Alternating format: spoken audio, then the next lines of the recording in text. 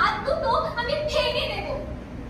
Liar, জানো ফিকে পেলে আমার কত কষ্ট হয়। সত্যি বলছি, এটা অনুরেখা। হ্যাঁ, তোমার ব্যাগ থেকে টিফিন বক্সটা আমি ঠিকই নিয়েছি, কিন্তু নুডলসগুলো আমি ভেঙে দিয়েছি বলছি। আমি আর কখনো তোমার সঙ্গে কথা বলবো না। প্লিজ, প্রিন্সিপাল কমপ্লেন করো না। Otherwise I have to give 20 rupees fine. I will let you copy my mathematics. I don't copy from others' homework.